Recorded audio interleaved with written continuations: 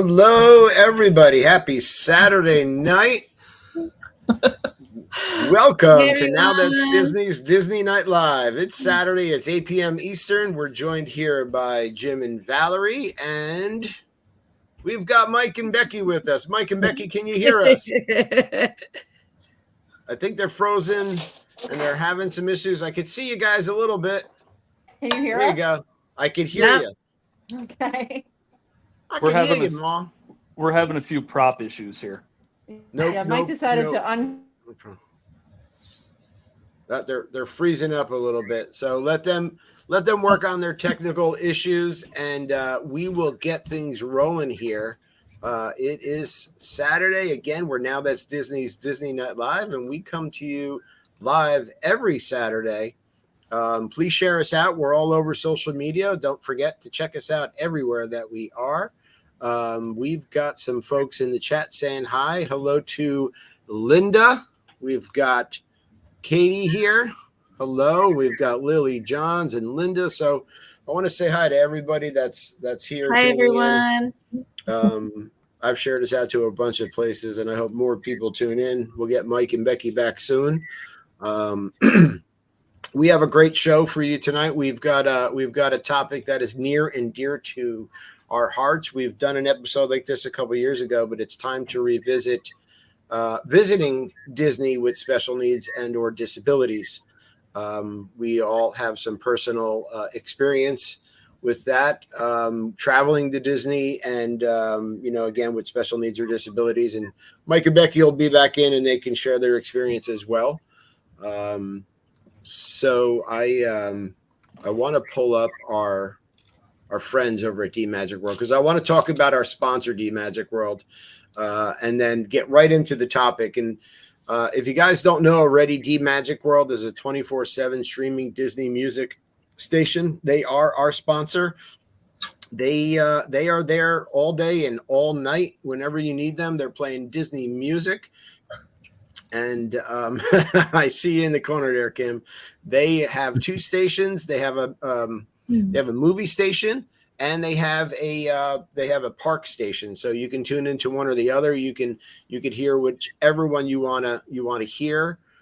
I was listening to them earlier tonight while I was ironing my clothes. I was in the basement here ironing, and I got to hear some of the funny jokes in the wacky radio station that is played at Toontown in Disneyland, which was very funny because the jokes are very similar to Jungle Cruise, and also caught a little bit of Tokyo Disneyland's Main Street song in their intro, which was great as well, which I love about the station because they don't just play the American park music, they play the music from all over the Disney parks. So please tune in, tell them we said hello, tell them we sent you. Check them out as well on Sundays and Thursdays at 2 p.m. because that's when they play Now That's Disney's Disney Night Live, and you can hear recaps of our show. And I see Mike and Becki are tuning back in here, so let's bring them up and get rid of this one. There we go. Right, now they're back. Now they're out. Now they're back. Are you guys here? Yeah. Yay! All right, there you are. There you are. Okay. We want to see a little bit more of Becki, not that Mike that we don't like. There you perfect. Perfect. She's prettier anyway. Well, I mean, hey, listen, I'm not going to judge. I think you're both very attractive people, and I'm glad that you're here with us. So we've got Mike and Becki. We've got Jim and Valerie. We've got, of course, my lovely wife, Kim. I'm David. We did our sponsor for D Magic World intro. And we're excited to get the ball rolling on tonight's topic. I'm going to pretend I'm Skipper Jay tonight, and I'm gonna be bringing up the comments, and I'm gonna help navigate the show. But I'm gonna leave it up to everybody here to kind of talk about the topic, which is visiting Disney with special needs and or disabilities. Again, Mike and Becki, you're just getting on right now, and we've all got experience with this, so. And Kim and I have been fortunate enough to spend time at Disney World with both Jim and Valerie, their family, and Mike and Becki. and their son Rowan. And we had a great time with both you guys, and it's always fun to see other families who are kind of dealing with the same thing, and which is different than the norm, because you appreciate it, just very. I was very taken back, both experiences, just watching, how both of you guys are with your families at Disney World, and just the level of care that goes into it, so we want to get this information out to our viewers and our listeners. And I'm going to let Kim, maybe you want to kind of navigate and let everybody talk about experiences. Yeah. And when we get into the planning aspect of it and the DAS pass aspect of it, then David, I'm going to let you take over, because you are our family Disney planner. It is not me. A lot of families think it's the woman. In our family, it is not me. It is David. Yeah, so I just wanted to start off the night with saying that we did get to spend time in Disney with both of these lovely families and their beautiful children. And I want to just start off with just how our stories, how going to Disney with a special needs child or family member has affected you. Like, is that part of why you became a big Disney person? Is that a reason why it because of the way that Disney handles it? I know that for us, it was a big reason. A lot of people don't know this, but a big reason why we started Now This Disney, when David and I met and we first got married, I had been to Disney a couple times as a kid. David did not, but he went as a young adult. And he was really into Disney. And I remember saying to him, like, I'm going to admit this, and I don't want any, no harsh judging, but I was like, I don't know. I haven't been to Disney since I was little, and I had a great time there when I was little, but I'm not that obsessed. I was not that obsessed with Disney or loved. I didn't really want to go to Disney. And then we had our son, and he was diagnosed with autism. And finally, when he was around 4, I was like, all right, let's go. But I was a little bit nervous because we had a plane ride to do, and our son is on the autism spectrum. And when he was younger, it was a lot harder to deal with than he is now. He's also come a long way, but I was like, is he going to enjoy it like other kids? Are we going to go there and spend all this money and be disappointed? And that sounds silly, but everyone, and this is why this show is not just for people with special needs children. It's for everybody with kids, because we all want our kids to have a good time in Disney. We all put on a ton of pressure, especially if it's your first trip. We feel a lot of pressure, the money that's spent, and we want them to react the way that we think they should react, right? We want them to hug Mickey Mouse. We want them to run to the castle. And we had a lot of that, but we also had a lot of help from Disney. And after our first trip, even though it was our first trip navigating everything, there were so many magical moments and ways that Disney does special needs better than anyone. I don't care. Yeah, in our experience. I mean, I just really feel that they do such a great job at true inclusion, training of their staff, that's what kind of hooked us in. And I said, yeah, we're doing this next year, because it wasn't just a vacation for our son. It allowed us a vacation as well. And it had something for all of us. So I just want to start off our conversation with, it's a good question to ask. Yeah. Was there a defining moment for you guys, or the way that Disney did things that kind of clenched you in and you said, wow, this is amazing? I will start with my first story, and I've said this before, but it's been a while. Our first trip, we had an Ohana breakfast, and at the time our son was 4, and he was really, really rambunctious. He was a mover. He was always going, and it was very hard to keep Colton focused on anything, which made kids' birthday parties really difficult. A lot of times, and I'm going to be very honest here, a lot of times I would go to birthday parties or things that other kids were enjoying and be disappointed or upset leaving. I'm upset because maybe they were all supposed to go through an obstacle course, just say, and he wouldn't follow along. He was doing his own thing, running around, you know, doing the autism thing, doing what he wanted to do, which it took me 10 years to figure out that's okay. But at the time it could be upsetting. So we were in Disney and we went to Ohana breakfast, and Lilo and Stitch came out, and Mickey and Minnie, and Colton had his first hug with Stitch, and he really enjoyed it. And then he had his first hug with Mickey, and you could see the emotion in his face, and he really got it. But then this song Hawaiian Roller Coaster came on. Hawaiian Roller Coaster Ride. There's no place I'd rather be. I'm going to sing it a little bit, but and back then Ohana had a little parade for all the children. They would follow, I think it was Pluto in the front, and they would give all the kids little maracas, and they would I had to follow in the parade around the whole restaurant to that cute little song. And Colton wanted to join the parade, and I remember thinking, like, he's not going to do it because in the past he didn't follow. You know, he didn't follow. He did his own thing.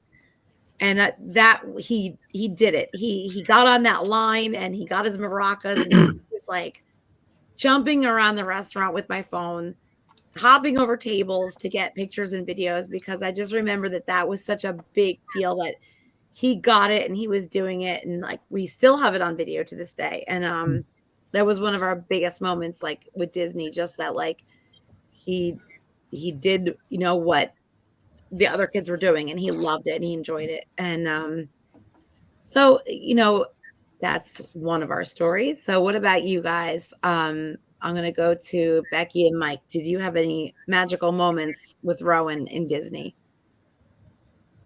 I don't know that we had any specific moment that was like an aha moment for him.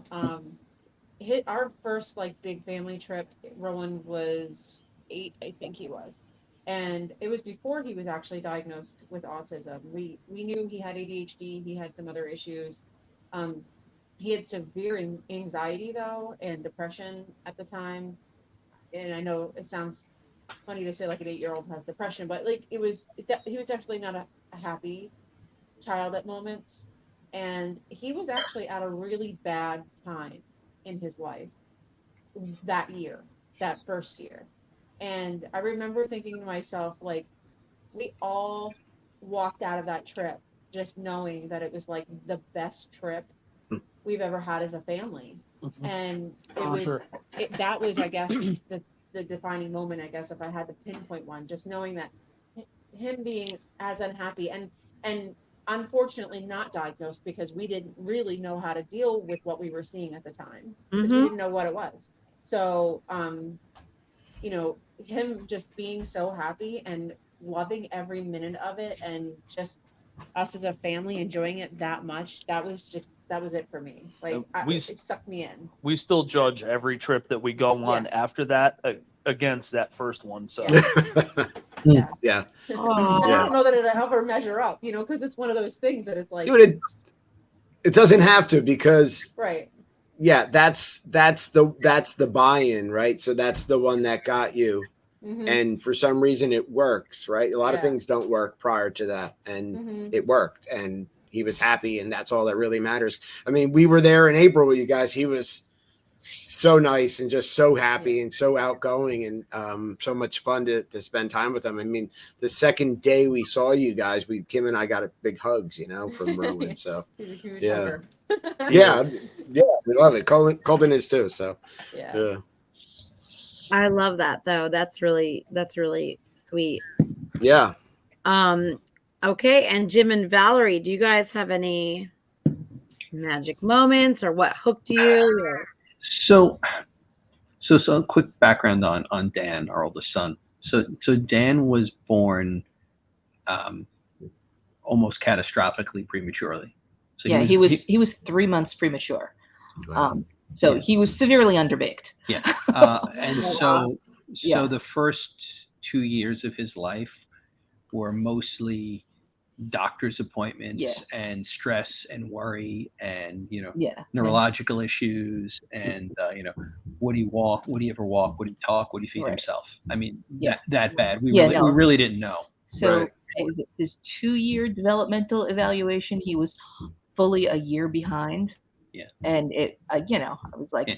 so the first 2 years of his life, I was literally just trying to figure out how to survive it and how to help him as best I could. Yeah. And so as a result of his extreme prematurity and the trauma of the birth, the brain injury resulted in cerebral palsy, which was ultimately the diagnosis.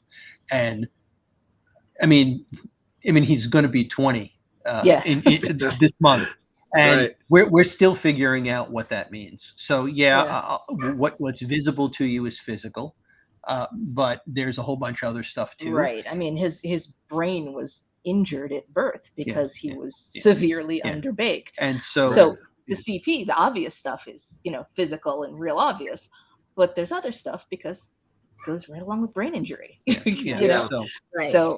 So back to the Disney thing. So he was not quite 3. He was not quite 3. And our first trip was can we do this? Yeah.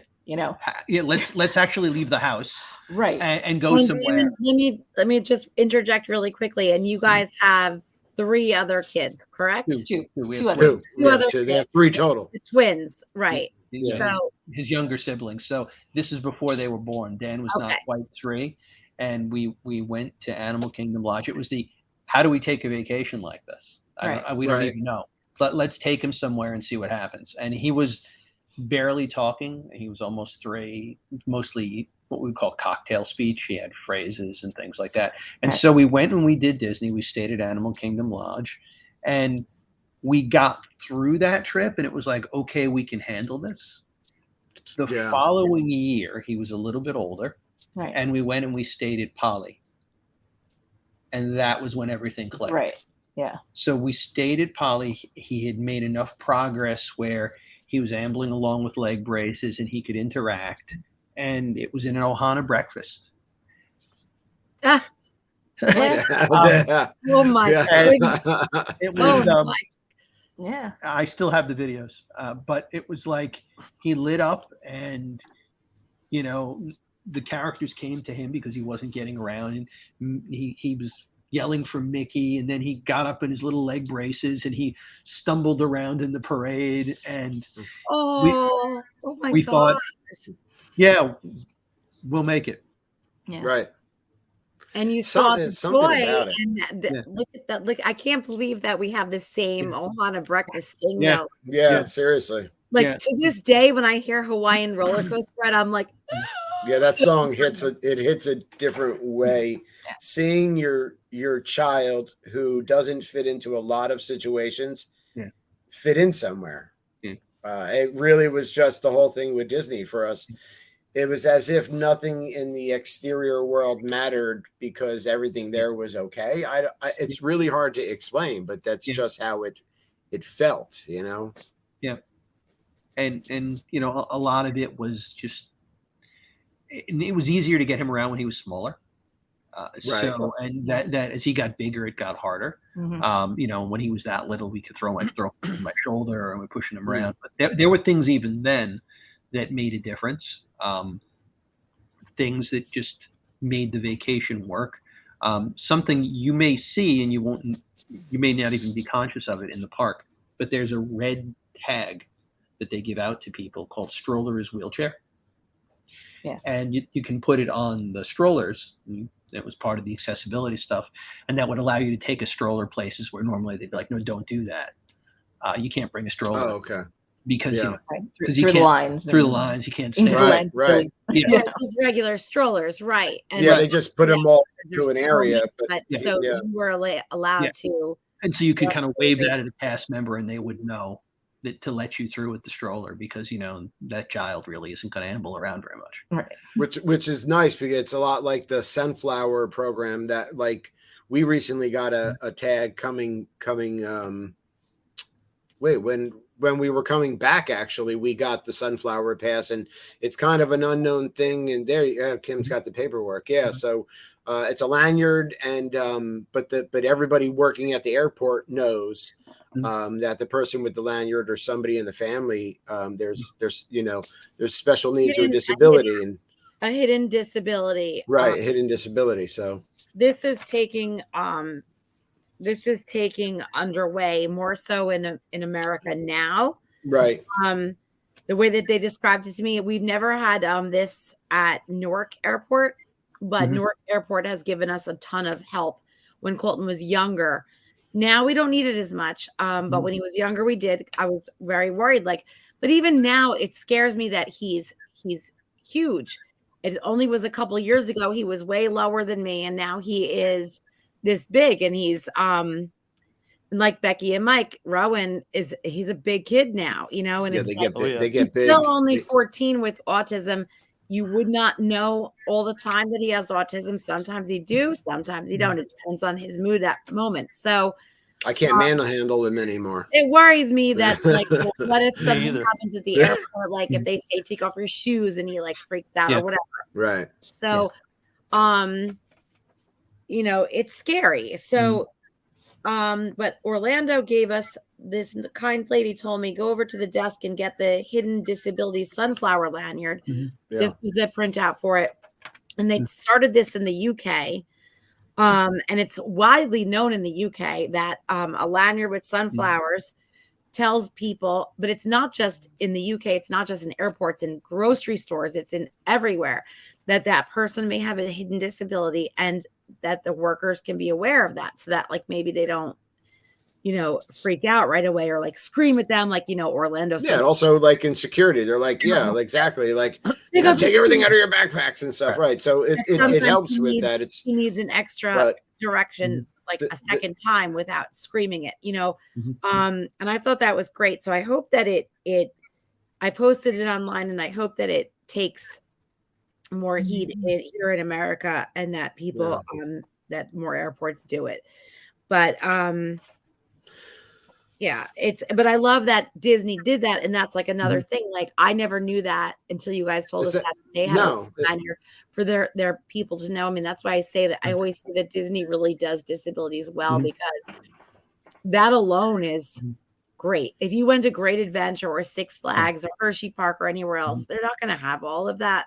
Nope. Nowhere has all of that. Where they're are they still utilizing that, or is that? Yeah, I still see it. I still see it in the park all the time. Okay, absolutely. Yeah. And that, and again, how well marked everything is. Things you would take for granted. So we went to a wedding a few years back up at Lake George in New York, and we had Dan, and Dan was using a wheelchair at that time, and the hotel was tiered down to the water. Right? It was 100-year-old hotel, so clearly pre-ADA. But not easy to navigate. And there was no staff training, so we would say, we need to get down to the reception. Do you know how we would navigate a wheelchair? And they're like, no. And we're going to ask somebody else, and they'd get a manager. So we ended up we spotted one of the kitchen staff who did not speak English pushing a cart. And we said, that's got to be going where we want to go. And we followed him through the hallways to figure out how he was going to get this cart down to where the reception was. And, and then, we'd go down wrong corridors, and then okay, the elevator, but it's up half a flight of stairs. We can't go that way. And so you go to Disney, and everything's well marked, and there's ramps, and there's elevators, and everything has been adapted for you to get from place to place. And, most people wouldn't think about that, but we have to. Right. Yeah. Yeah. I mean, when we were, and it's great that's, I mean, because you want your son to enjoy all the rides and all the things that everyone else wants to enjoy, and they have a right to that. And I mean, it's not just that, but I find, you guys can probably help us out with this, but even the rides, I mean, they get them on the rides. If they're in a wheelchair and they can't walk, they get them on. And that, can you tell us a little bit about how that works? I can. And actually it's changed a little bit recently. And so I guess the thing I would say to people is, you need to make sure you advocate for yourself. There's plenty of CAST training, but sometimes they don't ask the questions and people don't volunteer. So it's not just about, you see somebody in a wheelchair or someone in a scooter, and maybe there's something wrong with their legs, but it may be more than that. They may be moving slow. They may have spatial awareness or whatever it happens to be. So they've made the queues for the rides more accessible. So in most cases, you can go through, except for the very old rides like Space Mountain, where you'll have to transfer to one of their wheelchairs or things like that. But anything new is certainly built accessible. Although I have a bone to pick with Guardians and all the stairs at the end. I'm trying to think oh my God, yeah, that's right. Yeah, you have to keep transferring elevators, like they just, it's all stairs. Right. But they made everything accessible, and they've made the new queues wide enough. But what they're trying to do now is they'll split you two different ways. If it's just, hey, I've got a broken leg, or my arms are good, I can hop up and get in, they'll get you up to the main queue, and that's fine. But if you need more time and you specify that, there are ways they can pull you off, and there are other ways to get on. So Toy Story Midway Mania is a good example. So Dan needs time. It's not just he's just going to hop out of the scooter and fly into a ride. He needs to get up as close as he can, and he needs extra time. And he may need even to think about it and plan it out. Where am I putting my hand? Where am I putting my foot? This takes time. Right, like it's a processing of placement. Go! We need to get the car off. Yeah. No.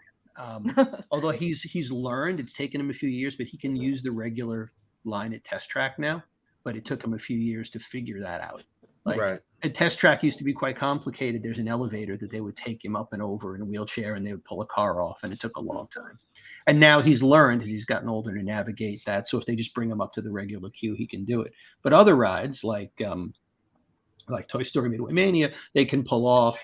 They can take all the time you want. They can pull the door out. They can get him in for things like that. Rock and Roller Coaster is another good one. They send you out to where the people get off the ride, and they have a modified car that they can lift the whole side out. So you don't have to lift your leg to step over, and you can just sort of slide in.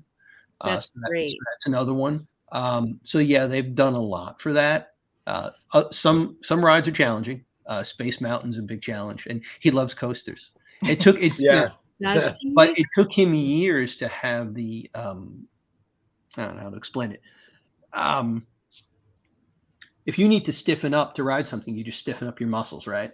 Yeah. So he was very floppy for years. He didn't my have wife would have to put her arm around his neck and hold him. Yeah, he didn't have a lot of core strength for a long time. Okay. But now he can. So he loves to do things like Space Mountain and stuff. But he didn't ride Space Mountain until he was probably, I don't know, 12 or 13. I don't know, maybe even older. I don't know. I don't know. But it took a while. Because you brace yourself for certain movements, right? Exactly. And he was really struggling with that. Yeah. It hurt. Yeah. So getting him into some of the older rides is challenging, but wherever they can, they've made it possible for that to happen. And so the thing for us is he can have the same experience as his able-bodied siblings. Right. There's no and at the hotels. Now he doesn't really like pools as he's gotten older, but every pool, if you look, they have a lift. You can lower somebody into the water if they need it. Yeah. So everywhere you go, there's something that just levels the playing field. And the zero entry is becoming zero entry is another one. Yeah. Right. Yeah. That's amazing. That's amazing to me because you guys are dealing with Becki and Mike, David and I are dealing with mental disability. You guys are dealing with both physical and mental, and I know that it's hard even just with mental. So to have both, and that Disney does it the way they do it is great. It's everything should be that way. Everything, and like you said, it's not. It's truly not. I wanted to talk about the DAS pass, and as well as maybe touch on the pre-registering for the DAS, and I know Becki, you guys got that right before your recent trip. You pre-registered. Jim and Valerie, do you guys utilize the DAS pass? I'd like to maybe if we could all take turns and kind of talk about that and how it helps in pre-registering versus not pre-registering, and so. Sure. Well, I feel like I'm monopolizing the conversation. That's right. Mike and Becki, do you guys want to talk about like that process? Did you pre-register? How do you feel it works? And I was very open with cast members and guest services at the parks because I think there's a lot of room for improvement still. but I'm happy it's there, you know. So Mike and Becki, you kind of talk on that? Yeah. So previous years, I mean, we never did pre-register. This is our first year actually being able to pre-register. And Right. David, you can also like clarify, like I was nervous about it. I kept putting it on our admin chat. Like, I'm not sure like how this is going to work and if this is Yeah. what I should say but it made me nervous because I felt like I almost needed to be allowed or something to have something that we already had before. Right. And prior to having the pre-registration, we would walk up, I would speak to a cast member, I would explain the situation. Then we would bring Rowan in. We never had him stand in the line because you usually have to stand in a line for it. Yeah, And, which is annoying. Yeah. Right. So we would bring him up when they were ready to see him. Not this past time, but the time before that was during COVID, and we had masks, and I had all the masks made, and my mask said like "I love someone with autism." Rowan said I have autism, so it really wasn't like we had to explain much. Right. We Right. just Right. walked up, and I honestly was just saying I would like to renew our DAS. That's what I would say, and they'd say, "Oh, okay," and it really wasn't a whole conversation. So having to pre-register and explain everything and worry about whether or not Rowan is going to sit in front of the computer. Yeah, they take a photo. Say? Yeah, like Right. are they going to ask him 1,000 questions? I was very nervous about it. And I had heard some horror stories of people who've not had a very good experience with the Right. pre-registration. I fortunately did not come across that. It didn't take long either. It was like a lot shorter of a time than I expected to. A lot of people said it took a long time for them.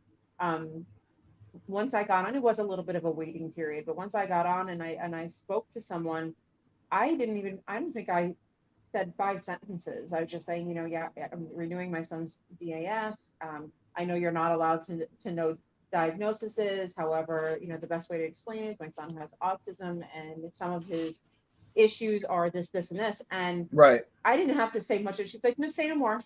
You're fine. Yeah. And that was all I had to say. And I was like, wow, I sweat over nothing. Like, I know. but it really was easy to get the registration in my experience. I don't know. I have heard Right. people had issues. So yeah, I mean, for me, the worst thing is the time you spend just waiting for a cast member. I mean, I had other issues involved because I was told that we could do it on a certain day, and then once I waited for over an hour, I was told, no, you got to do it tomorrow because your first park day is this date. So there was an issue there with us. But did you find that the pre-registering, to me, like there's a benefit of it because you're getting 2 return times in each park each day of your visit. right. But you want to really quickly just explain to the audience that are not familiar with it what the difference is between pre-registered. Okay. Yeah. You're right. Registered, and we just went there. So right. normally when you go to the parks, when we would go for like a week, we would go to the first day, we would go to guest services and say, hi, we need to register for our son disability access access pass. And then they would say, okay. They take a picture of him, scan his magic band or whatever, and then scan ours. And then after that, we were able to go each day into the park and then walk up to whatever ride it was that we wanted to go on. We still had to wait, but we didn't have to stay there to wait. So it was almost like a fast pass. They would just say it was Mine Train. We would go up to Mine Train. They would say, okay, come back in an hour and a half.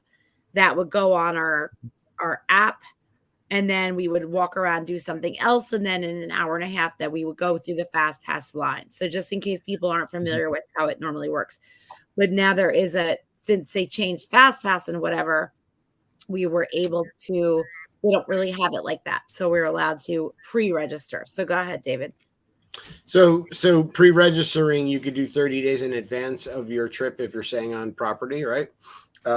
So what you do is you go online through the Disney website and you can sign up to pre-register, and they tell you that a cast member will be with you soon, and then somebody will come online. It's all through a chat. But the pre-registration process does take a little while online. But once the cast member does come to you, they will, like Becki said, they will talk to you about how they can help your family. They do need to take a picture. So the person that is getting the disability pass in the pre-registration format needs to be present, because they do take a photo of that person, just like they would at guest services on property. But what it does is it gives you 2 return times ahead of your trip. So 2 per park per day. So once you get on your trip and you walk into your first park and walk through the gates and everybody scans in, you can then go on to the My Disney Experience app and also get a 3rd DAS return time. So there are some attractions that do not qualify for the pre-registration. Let's just say Guardians of the Galaxy, right? Or maybe actually let's use Seven Dwarfs Mine Train, because it's not a virtual queue. So say you're going to Magic Kingdom and your 2 pre-registration advanced, times are Pirates of the Caribbean and Haunted Mansion. Once you all scan in and you're on your trip at Magic Kingdom, everybody's in through the park, you can then go into the app and you can do a return time for Seven Dwarfs Mine Train. So now you have 3 return times kind of in your pocket and to navigate and plan your day. Once the 2 pre-registered DAS return times are used, you cannot continue booking through them, but you can use the one that's available to you in the park that day. You book one, you use one, you then book another one, and so on and so on. So it gives you kind of a little bit of assistance to kind of plan out your day and make it a little bit easier. So people always say, do you think it's worth it? I don't know. Becki, do you think it was? Oh yeah, helpful, 1,000%. Yeah. And to like add on to what you're saying, when you book another one too, you don't have to, like, we would go into our park or the ride that we're using the DAS on, say it's like Toy Story Mania. Right. As soon as you scan your band, Right. or I should say, as soon as Rowan scans his band, because the person with the disability has to scan first. You can't get on a ride without the person with the disability. So right. even though That's, it's registered point. to all of our fans, it doesn't matter. Rowan had to scan first, and if Rowan doesn't want to go on a ride, then none of us do. No, right. At least through using the DAS.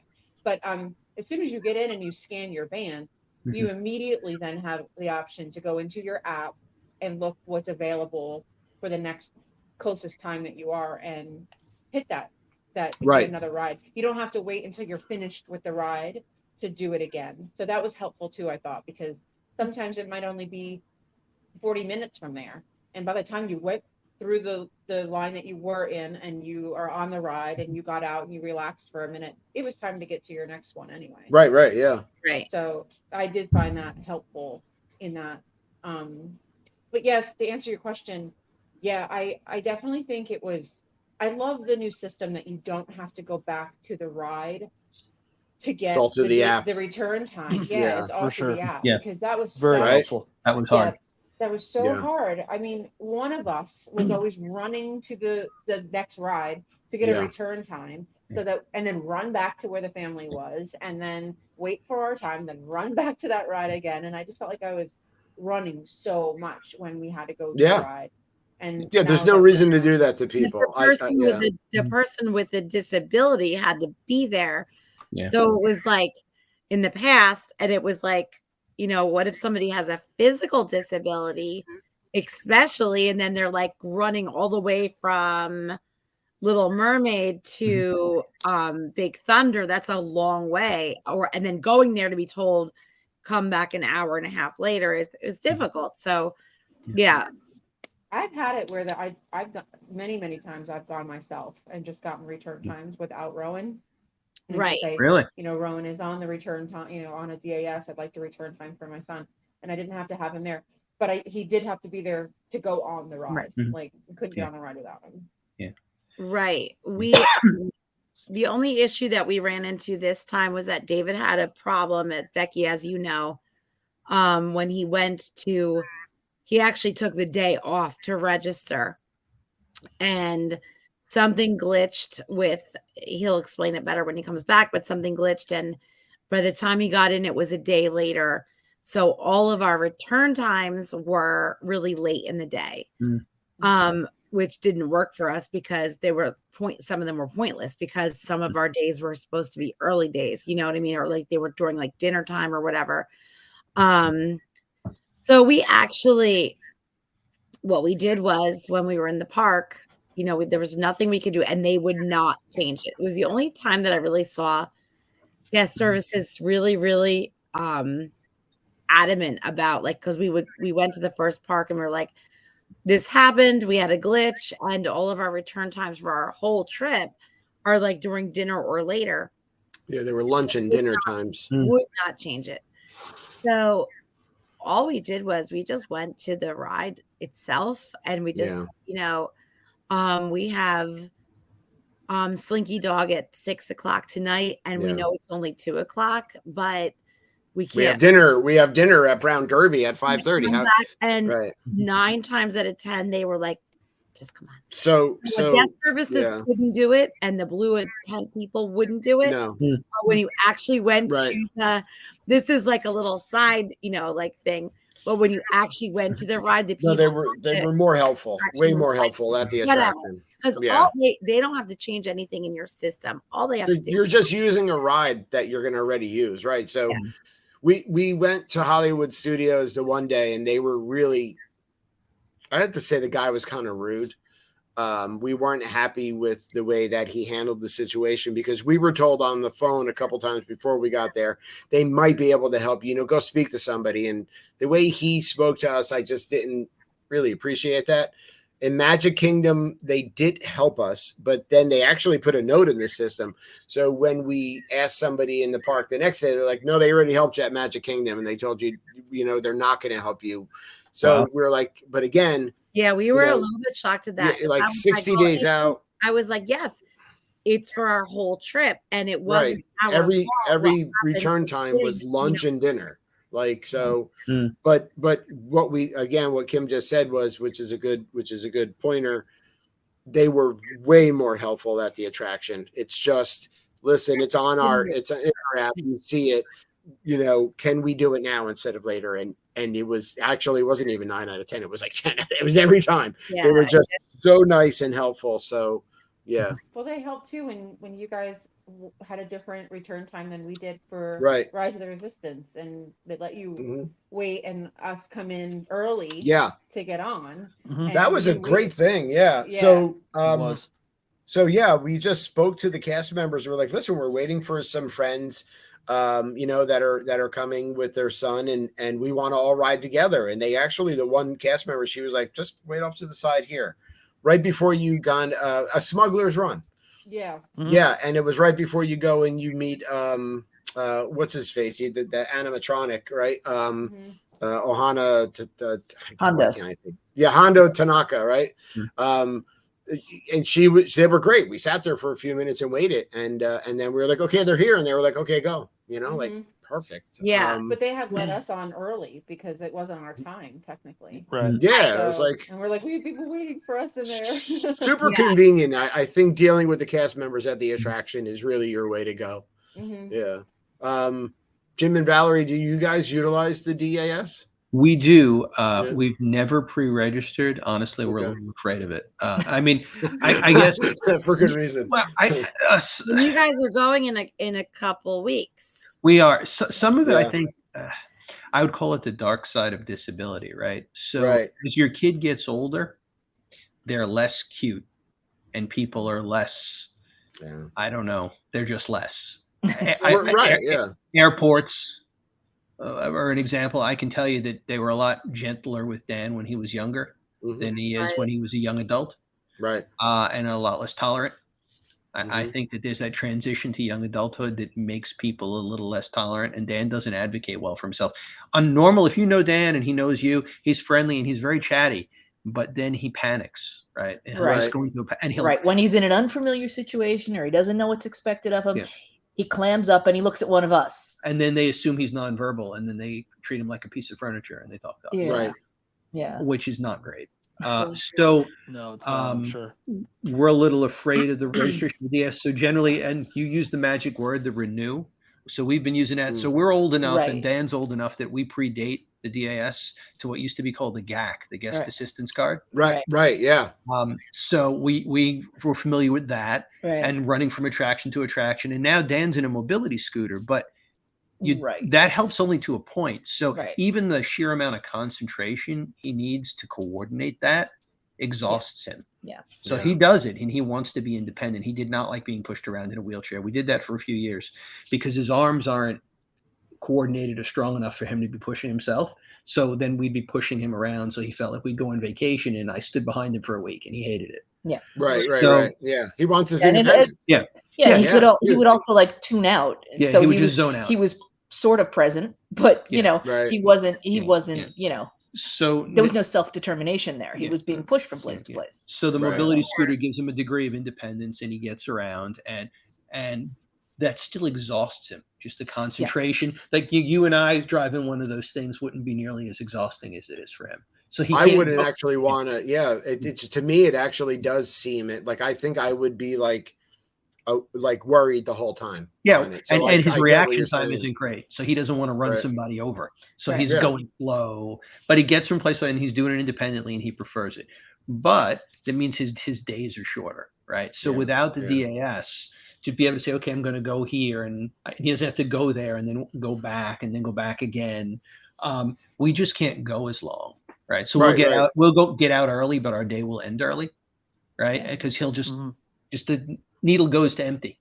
And Yeah. then it's like we've actually had, I guess about a year ago, we were having dinner in Topolino's, and Dan said to us, I can't be here. He's like, we need to go. I Yeah, I'm have to go done. back to the room now. Right. Like literally, we barely got him out of there. We barely got him back to the room. It's like when he goes down, when he's on empty, he's Yeah. on empty. He's totally drained. We're like, are we going to get back to? We're going to be pushing him. I mean, it was kind of wild. Like he just literally in the middle of dinner just ran out of gas. We had gone Well, too that- long. yeah. We pushed him too far. Right. You know. Right.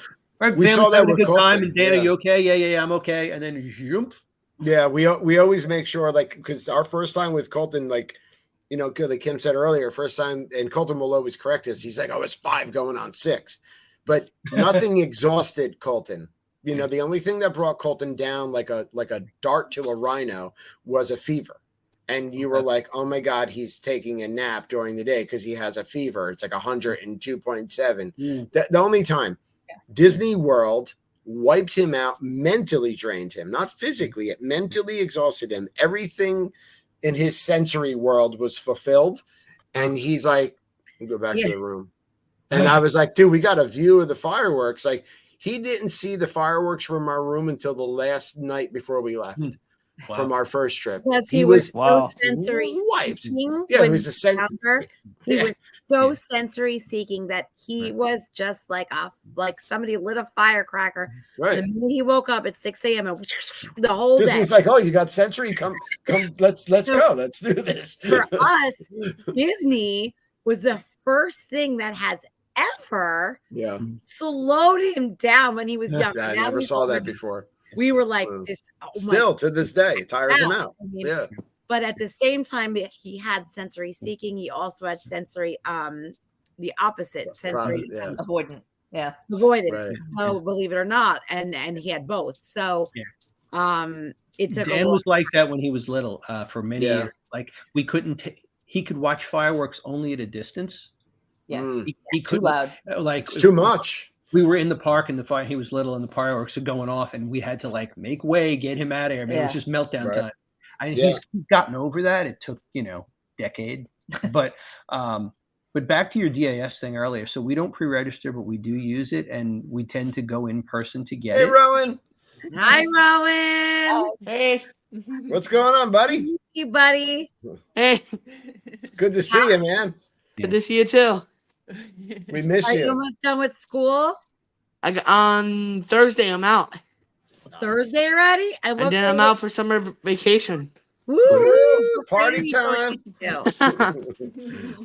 Rowan, what grade are you going into next year? 10th grade. Oh my goodness.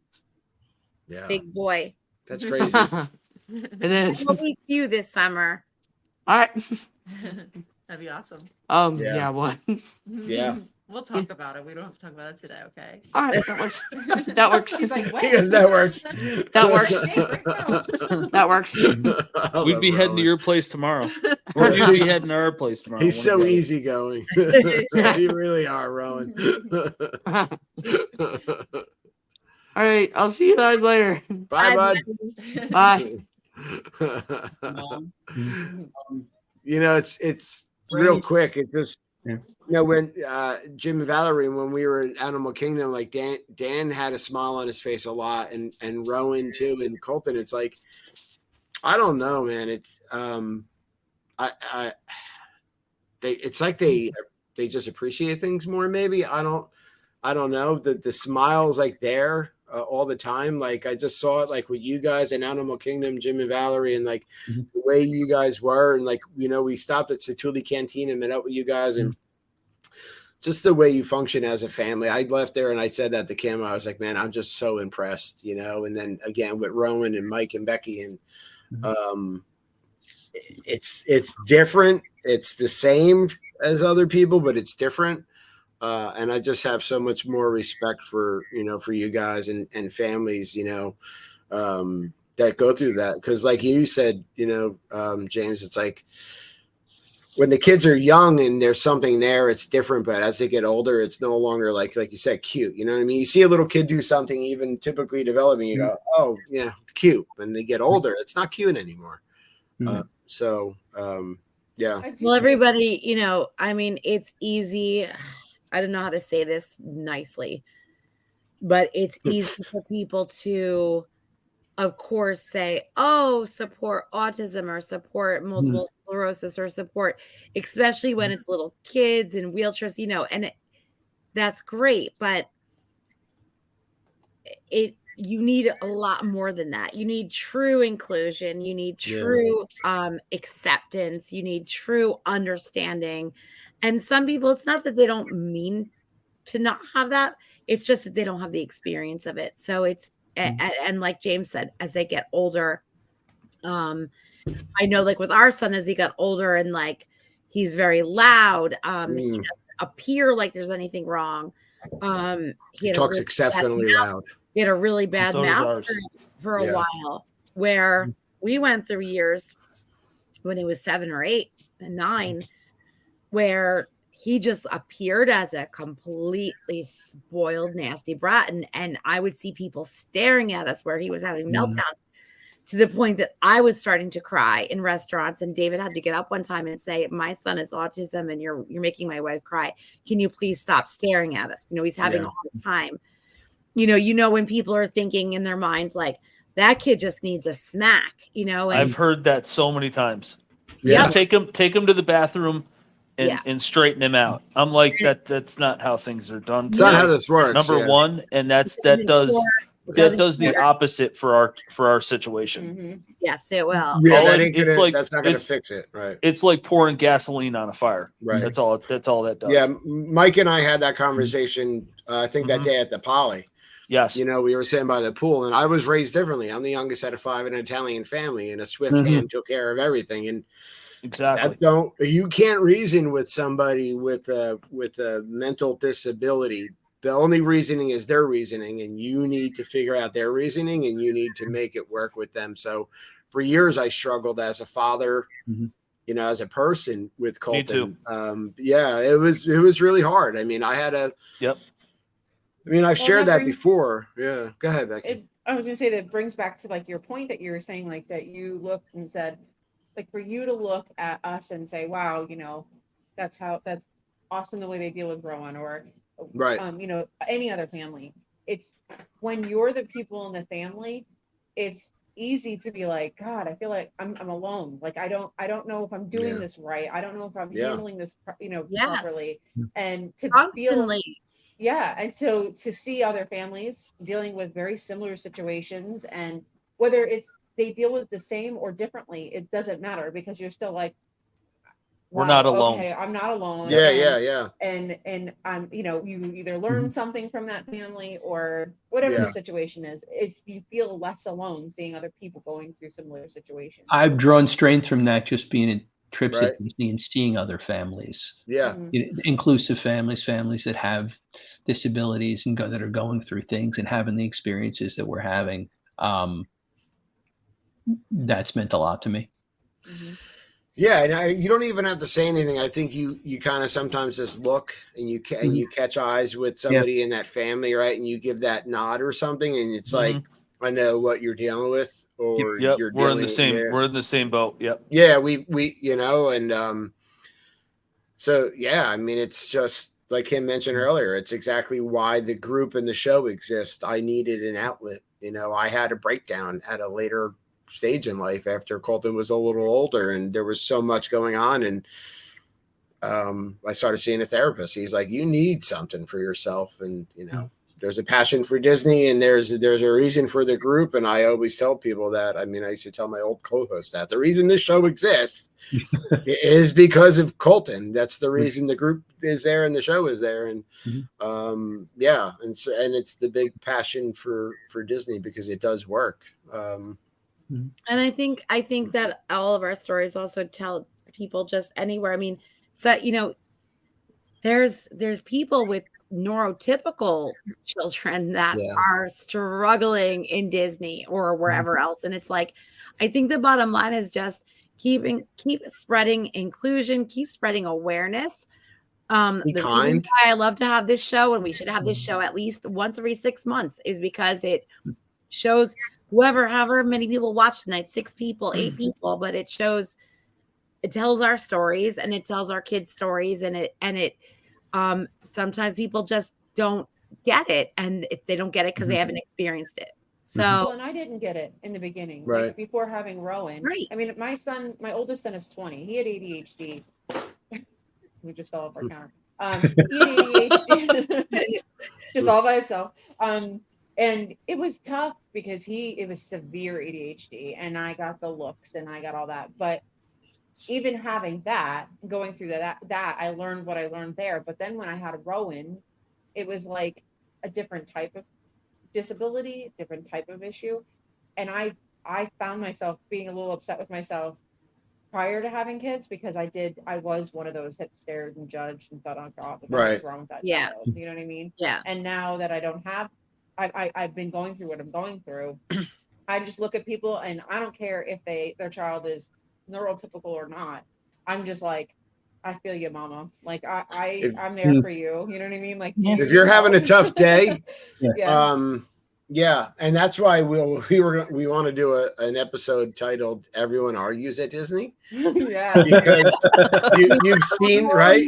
That's a whole nother thing, and it's very funny. I mean, we've had some really good arguments, to the point where we were in Magic Kingdom at guest services, and Colton's like, my parents are going to get divorced because of me. I mean, he was having a meltdown, and the cast member looks at him and goes, "You're in a safe place, Colton." And I was like, nobody's in a safe place right now. Like, I was like, you're not even in a safe. I was that irate. Like, yeah, I totally I had a meltdown. You already have a problem with one of the guys. Exactly. Yeah, he's like, it's okay, Colton. You're in a really comfortable. I'm like, nobody should be. Oh my God, we come across like the guy is like, but I mean, and another thing also that's important is just like, don't judge and how do I say it? What was my point? Be humble, be respectful, be kind. Well, it's like changed me. Like some people, we all do it. Like, oh, I've heard it a zillion times. People say things like, I saw this lady in a scooter, and then all of a sudden she just jumped out of her scooter and went on the ride. Well, you don't know why she's in the scooter. It doesn't mean if she's in the scooter that she can't walk or he can't walk. So, or they have rheumatoid arthritis, mind your business. Right? Maybe they can't go the whole day. Like you just heard. Yeah. Just because you can walk doesn't mean you can walk 10 miles of Disney. Right. And how much it takes out of him just it drains him, right? The scooter, Yeah. mentally. So, like, you don't know what that person's thing is. And I hear people say that a lot, specifically about scooters. And it's like, I was one of those people too. Like, don't get my ankle with your scooter, and I've learned, like, don't be a jerk. Yeah. You don't know why they're in that scooter. There's a zillion reasons why they're able to possibly jump out of the scooter and do something, you know, and mind your business, be kind. Be respectful, try to help people. You know, I mean, I think we all can say we're changed, you know, as a person now. I'm way more humble. Two things that have changed me most of my life: Kim, because she's very kind, and Colton, because now I'm more understanding. But I'm not just more understanding to mental disabilities. I'm more understanding to a lot of situations. I'm just more understanding in general in life's events and people and anyone who's different and who is judged. So when we go to Disney, I make it a point that every cast member gets acknowledged, and every cast member gets a good morning, whatever, a happy Easter, thank you very much, because you know they're dealing with it and they're helping you. But then there's people around that are dealing with much worse. You know, definitely. You never know. We're talking about this from like a parent point of view, but I'm sure Jim and Valerie, you probably could attest to this, and I know that you guys can with Colton, that they're not unaware of things that people say or hear. You know, they hear things and understand things, and it bothers Rowan. Yeah. You know, it's one of the reasons we stopped using Disney transportation, the buses. Right. Actually, we did it a lot when Dan was young, but Dan became aware. And did not like being the center of attention and the looks and the people whispering that he would get loaded onto the buses ahead of people. And because I can make that happen for him, the fact that now we live in North Carolina and we can drive down. Yeah, you're closer. We have our car with us. So he's okay with monorail, Skyliner, but really he doesn't want to take the buses anymore. The bus, right? He feels the eyes, he hears the people. Just the pressure of people waiting, right? Because I've seen it myself. God forbid they have to load somebody on, and I've seen the huffs and the puffs, and it's like the grumbling from adults. Not kids, from adults. Yeah, no, not kids. It's never kids. No, it's adults. No, it is adults. And the thing that drives me crazy is they're fully capable to help these people get on the buses or off of the buses. And they just sit and snicker instead. Like we've seen it in our last trip, and we helped people get on and off the bus that needed our assistance. Even with just like regular strollers. Even if there's enough cast members there, there's what, 60 people they can fit on those buses. Yeah. I mean, everybody just walked on the bus like it was no big deal. Where me, Rowan, and Beck tried to help them get on the bus and tried to assist at least the cast in any way they could. Yeah. I mean, they've got a hard enough day just trying to get through, you know, everybody getting on and off the bus or whatever they do. You know, nobody has it really easy there, I'm sure. No, I mean, I've said it to Colton several times because, you know, the bus will pull up, and the thing that bothers him the most is the air brakes on the bus, right? So when it goes up and comes down, he always, and I'm like, Kim and I will be like, Colton, bus, you know, cover your ears, and he'll cover. But, you know, then the door will open, he'll go to get it on. I'm like, nope, you're waiting because there's somebody here that's online in a scooter or a wheelchair that's going on before you. And so I think it's also a lesson, like, those conversations with your kids are okay because those kids will soon be adults, and that's the difference between a kind adult and a not so kind adult.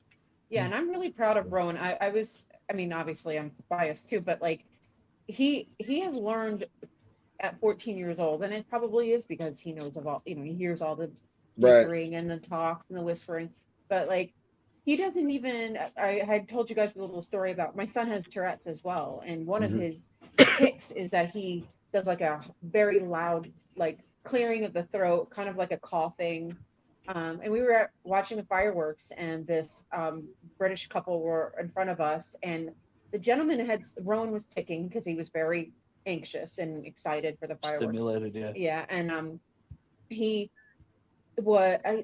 gentleman looked back and said, you know, something, I don't remember, it was something along the lines of like, well, that'll clear out of a place real quick or something like that. And I was like, I didn't catch what he said. I didn't either, and I was standing right next to him. He looked at Rowan, and he goes, he says, yeah. And he just kind of like let it go. And I was like, what did he say to you? And he's like, I don't really know. But he didn't make a big deal out of it. He was just like, where other kids might have been like, you know what he said to me? You know, and Rowan was just like, Right. no, I don't know. He just let it go. And then later on, he said something again about asking us if we'd like to go in front of him. And we were like, no, he had a 5-year-old little girl. If we would have been in front of him, I mean, Rowan's like almost 6 foot tall. Mike's tall. Right. I'm not super short. And I was like, we'd be in front of your 5-year-old. You want us to go in front of her? You know, but I was like, no, we're fine where we are. And he's like, I just don't want to get ill. And I was like, yeah, he thought he was He's not sick, sick. right? Yeah. Right. And I was like, oh, my son's not sick. He has Tourette's. And then he felt terrible. And Right. it took everything for me not to be like, well, you should, because you judged what you didn't know. You're like, And so how would I punch you in the stomach now? Yeah. Right, exactly. Yeah. Well, it would have been been a different conversation Yeah. if I would have knew what he said the first time. Right, yeah. You know, Yeah. but I think it was like 2 minutes later they had gone somewhere else, and it just worked out. Yeah. You know, But he was like, better. oh, I feel terrible. Yeah. You should Yeah, go it stand in the happens. corner. Yeah. Yeah. We both just, Stand in the we corner. understand it happens, but it took everything, like bite my tongue as much to be like, Right. yeah. Especially Yeah, I with don't Disney. know. I mean, I've gotten less defensive in situations, but I'm still can get defensive about it. Yeah, you know, because it does sometimes really get to you, some things that happen, or if somebody's watching or staring, or like we know Colton talks very loud. Mhm. He's Well, extremely loud, and we You know, always are like, to everybody, like on the Yeah. bus. keep it down. Like Yeah. he's gotten this last year, he's gotten more understanding that he can't like just like talk to strangers like they're part of our family. But like for a couple of years, from like the ages of like 9 through like 12, we would get on the bus and he would literally like sit next to an entire family and be like, Yeah. hi, I'm Colton. How old are you? What year were you born? Rowan does that Rowan all the too. time. I All love the that. time. That's awesome. See, it's just like a grill Yeah. of questions. Yeah. And But they're not David afraid and to I, say of course, things. David and I would say like, Cole, and you know, we kind of look at them and smile and be like, I'm sorry, you know, Colton, come sit by us, you know, give them some space. And we worked him through it. But like a lot of times, neurotypical children don't know how to act. They're less social than They're less social. Right. autistic Yeah, kids. right. They're staring at him like with his face, you Yeah. know, Mhm. I and don't know what to some say, of and them- it's like just talk. some were nice Yeah. and some weren't. Some were really snotty, and it's, you know, I learned to just be like, all right, calm down. Wasn't there like on this trip, weren't there like twins or something? And it was like something came up like a birthday or something, and he's like, how is that? Like he was doing the math, and Colton's really good at math, and he's like, there was some situation on a bus where he was, but you could see it like in their faces, and you're not going to get it over on him with numbers. And he was like, how are they like something? I'm trying to remember the situation, but not everybody is going to take. Yeah, not everyone's going to take it that way. He's just Mhm. he's super talkative. Yeah. So. Yeah, Rowan's the same way. I don't remember when this was, 2 or 3 years ago, maybe more. He went on a bike ride around the neighborhood, and we're like, where did he go? We haven't seen him for like hours. He said, "You." No, it was not that. he just jumped in with a family that was having a party Oh yeah. up on top of the hill around our neighborhood, and just like he was like the center of the party. He was having a great time. We're like walking around I'm the like- neighborhood looking for him. We're Yeah. like, He's crushing cans on his head. doing keg stands, Yeah, playing lawn exactly. darts, whatever. Woohoo! I was like, what are you doing? yeah. And, you know, but he was like, they were nice to me, so I just jumped in and had a good time. That says a lot though, because they were nice to him and they talked to him. Like, Right. you know, I think the stigma too, like with us, I mean, you know, when it comes to like autism, people are always like, I brought Colton to work not that long ago for Bring Your Kid to Work Day. And everybody's like, oh, he's really talkative and loving and he's hugging you all the time. And it's like, I think the perception of like autism is nonverbal. they just doesn't sit around, make they're eye nonverbal and they contact, have no don't talk. emotion at all. Right. Colton didn't shut up and he kept Mm-hmm. hugging me and he kept saying he loved me and he was talking. So, yeah. Yeah. So Well, we have to unfortunately end. We probably could have a whole nother show once again on this. So maybe we should plan one in the next month. Like we'll try to get together. Because we didn't even get into like tips and things, more magical stories. So this happened. I knew this show was going to be like this, like where we could talk longer. The hour always goes by so quick. Yeah, we're an hour and 15, and I have to go to the bathroom, and is here. So we are going to say goodnight. That's too much information. Sorry. I do. But maybe we could be honest about everything else. I have to tinkle. No, that's way too much information. We can be honest about all this stuff. Yeah, geez, what's going on there? Yeah, so listen, we are now that Disney's Disney Night Live, and we're every Saturday at 8 p.m. and we also go out as a podcast. So if you're listening to us as an audio recording at some point down the road, or you're hearing us on D Magic World, our sponsor, dmagicworld.com, we really love your engagement. We appreciate how much to any of your time that you give to us. So I think we should have another show, like, a little ways down the road, and kind of get into different topics, and maybe we can make it like a segment, like different topics of visiting Disney World with special needs and disabilities. And I just really want to say thank you to Mike and Becki and Jim and Valerie for joining us, and also letting us spend time with your families at Disney World. That's awesome. Yeah, we loved it. We were honored. Yeah, great. Again, it was fun. It was so fun with both of you guys. Mike and Becki, Jim and Valerie are really knowledgeable in DVC, by the way. So Mike and Becki and Roman, welcome home. Recent new members to DVC, but I'm gonna do it, Jim and Valerie. I'm sorry, but you're super knowledgeable on DVC. So if they have questions, my wife's the expert. Yeah, seriously. Like if you're in a DVC like Facebook group or something, she's in it. She's gonna answer the question from the post. Yeah, pretty much. Definitely. Yeah. Yeah. Good night, Katie. Yeah. Hey, Katie. Good night, Lily. So yeah, thank you everybody for tuning in tonight. We love you guys. We seriously do appreciate your time. Thanks for having us. You guys don't go anywhere. Yeah, thank you. I'm gonna play the outro, and we'll be right back. But I'm gonna mute us out, and let me find the outro.